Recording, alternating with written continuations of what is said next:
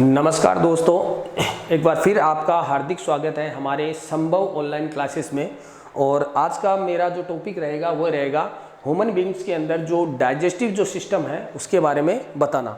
तो देखो, आप जानते हो इस चीज़ को, बेसिक आइडिया आपको होगा कि हम जो मानव के अंदर जो हम सिस्टम पढ़ते हैं या फिर जो हम तंत्र पढ़ते हैं वो क्यों पढ़ते हैं, क्योंकि बेसिकली हमारी जो बॉडी होती है वो विभिन्न प्रकार की जो कोशिकाएं होती है उनसे डेवलप है। हमारी जो बॉडी है वो कोशिकाओं से मिलकर बनी है और कोशिकाओं के द्वारा ही फिर उत्तकों का निर्माण हुआ था। उत्तकों का निर्माण होने के बाद में अंग बने और अंग बनने के बाद में अंग तंत्रों का निर्माण हुआ। तो ऑब्वियसली है कि हमारे शरीर की जितनी भी मेटाबॉलिक रिएक्शन या फिर उपापचय जो क्रियाएं हैं वो जो है वो संपन्न होगी हमारी कोशिकाओं में। ओके, अब जो कोशिकाओं है, कोशिकाओं से मिलकर हमारे जो तंत्र बने हैं उन तंत्रों के अंदर बहुत सारे जो अंग है हमारे शरीर के वो इसके अंदर इंक्लूड है। तो शरीर की जो समस्त जो उपापचय जो क्रियाएं हैं उन क्रियाओं को पढ़ने के लिए हमारे को सिस्टम पढ़ना जरूरी है।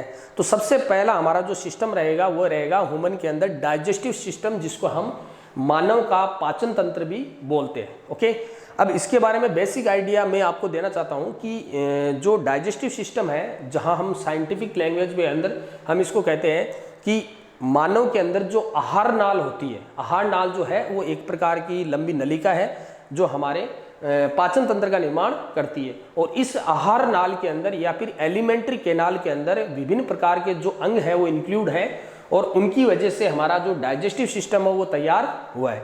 ओके, तो इस सिस्टम को हम क्यों पढ़ रहे हैं?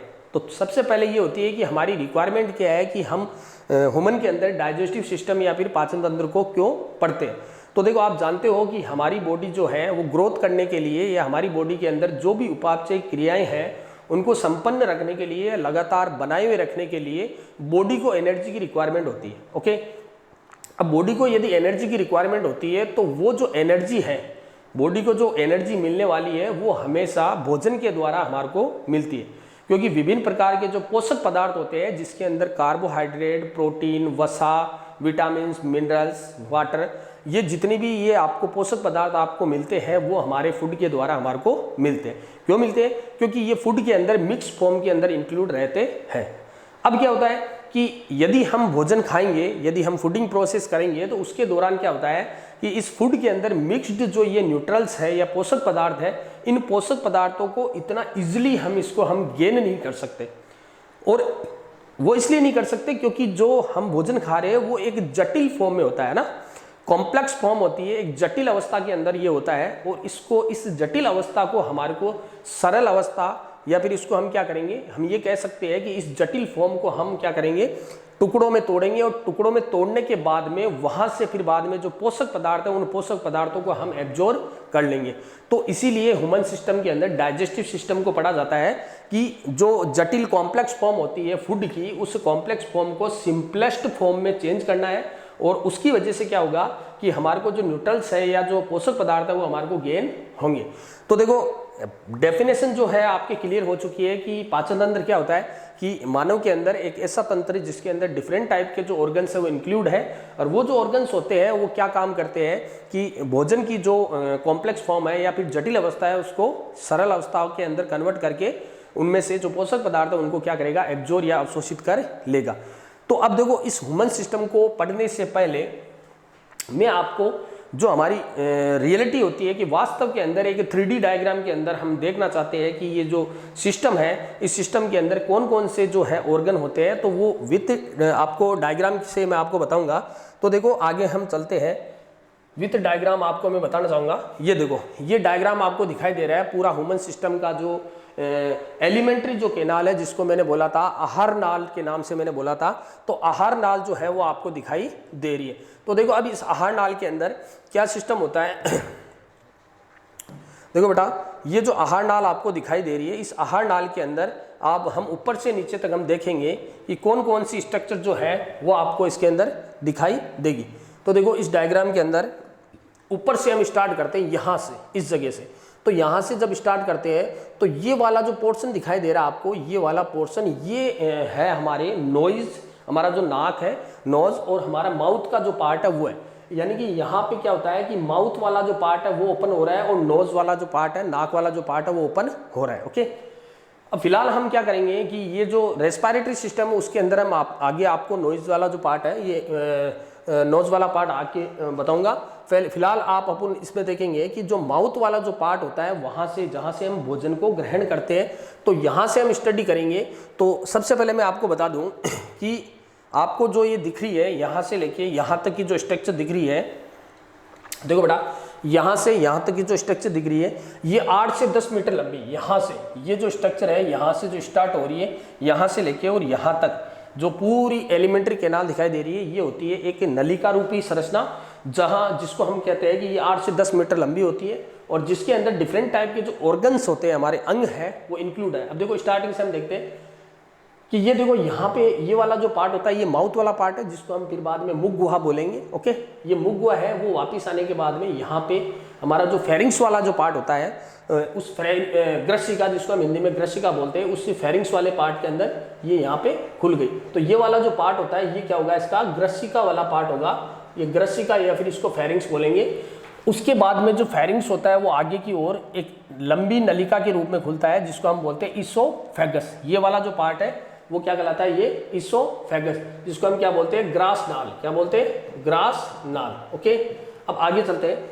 आगे जाने के बाद में ये जो ग्रास नाल है ये खुलती है, एक थैली नुमा एक स्ट्रक्चर होती है जो इस आहार नाल का सबसे बड़ा ऑर्गन होता है। ओके, तो ये वाला जो भाग आपको दिख रहा है जे शेप में, देखो ये जे शेप बना रहा है इस तरीके से, ये जे शेप के अंदर ये जो आपको ऑर्गन दिख रहा है इसको हम बोलते हैं आमाशय। क्या बोलते हैं, आमाशय, और इसको इंग्लिश टर्म बोलते हैं स्टोमक। ओके, जो आप पेट बोलते हो ना उधर, उसी की मैं बात कर रहा हूँ। ये होता है हमारा स्टोमक वाला पार्ट, आमाशय वाला पार्ट, जहाँ पे 3 से 4 घंटे तक जो हमारा भोजन है वो पड़ा रहता है। ओके, आगे चलते हैं। आगे जाने के बाद में ये आमाशय वाला पार्ट जो है यहाँ पे खत्म हो चुका है और इसके बाद में जो आमाशय है वो खुलता है एक लंबी नलिका के रूप में। और ये जो लंबी नलिका है यहाँ से देखो स्टार्ट हो रही है इस जगह से, यहाँ से, और फिर इसके नीचे से, इसके जो ये बड़ी आंत है इसके नीचे से आके वाउंड होके ये देखो इस तरीके से, ये पूरी जो आपको दिख रही है ये देखो इस तरीके से वाउंड हो रही है पूरी स्ट्रक्चर के अंदर। ये होती है हमारी छोटी आंत, ठीक है, जिसको हम बोलते हैं स्मॉल इंटेस्टाइन। तो ये हमारी क्या, स्मॉल इंटेस्टाइन या फिर छोटी आंत। तो ये होगी हमारी छोटी आंत।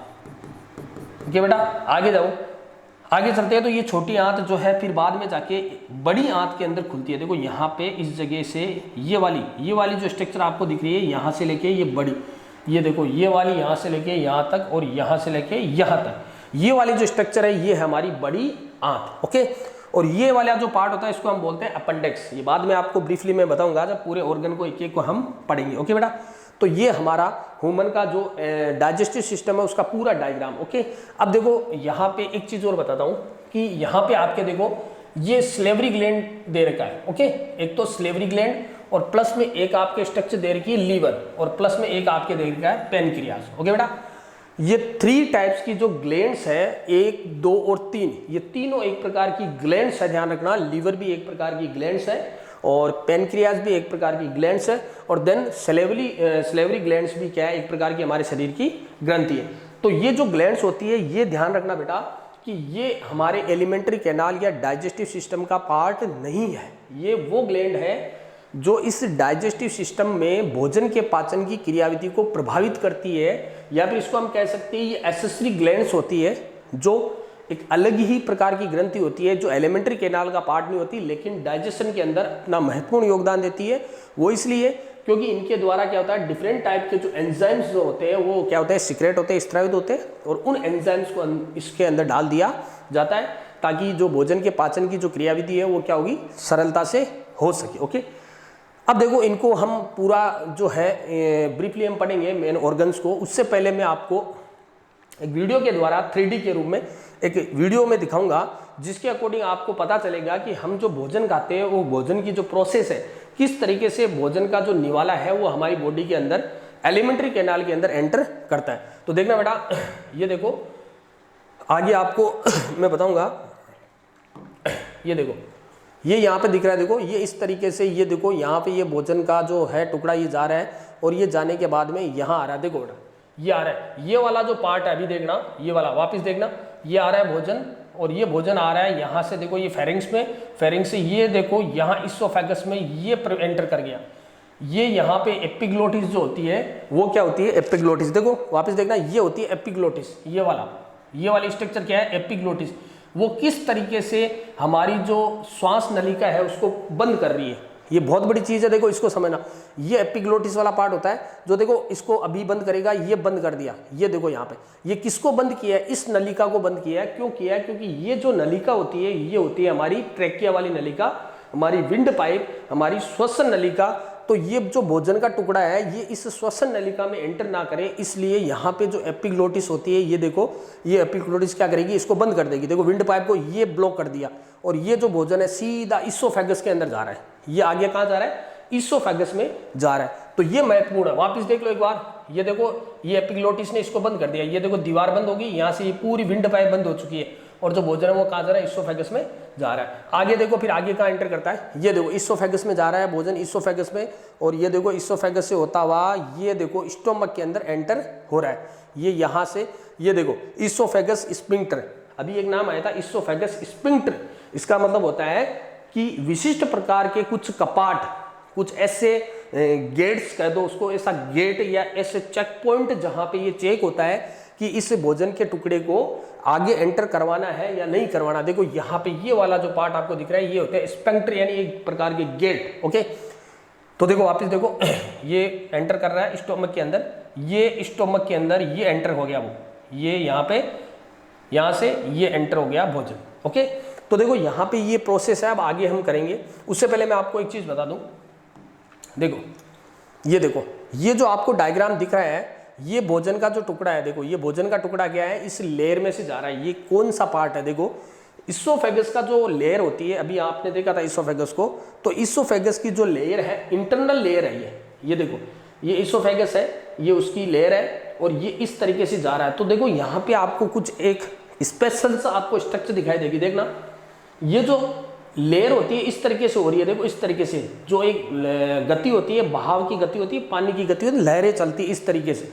तो ये इस तरीके से जो मूवमेंट हो रहा है ये देखो इस तरीके से, ये देखो यहाँ पे ये इस तरीके से मूवमेंट हो रहा है। तो ये आपको जो इस तरीके से मूवमेंट दिखाई दे रहा है इसको हम बोलते हैं क्रमानुकुंचन गति।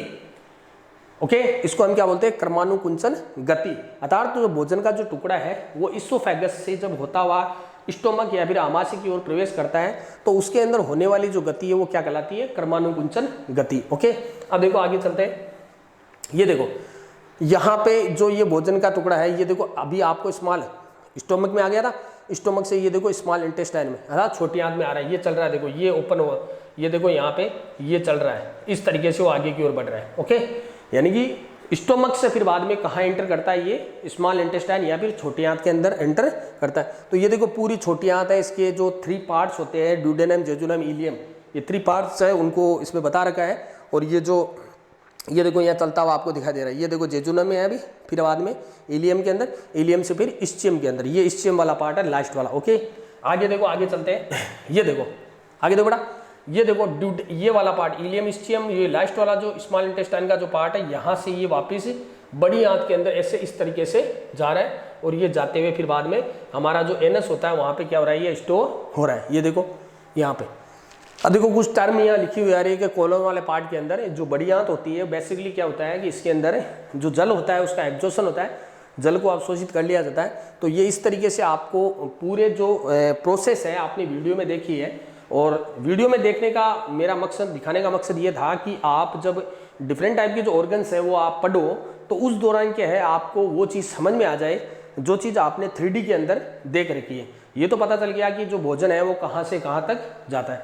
तो बेटा ये जो चीज़ है 3D के अंदर दिखाने का यही मेरा तात्पर्य था कि जो रियलिटी होती है उस रियलिटी को आप बेसिकली आप प्रैक्टिकल देखो, आप कि आपकी बॉडी के अंदर यही प्रोसेस होती है, किस तरीके से जो भोजन है वो एंटर करता है और किस तरीके से जो भोजन है वो मल में परिवर्तित होता है, और ये चीज़ आपको इसके अंदर देखने को मिलेगी। तो पूरा मैं ब्रीफली आपको इसको जो लेक्चर है अगले लेक्चर के अंदर में एक एक चीज़ जो है वो आपको क्लियर करके बताऊंगा। ओके बेटा, आज के लिए इतना काफ़ी है। थैंक्स।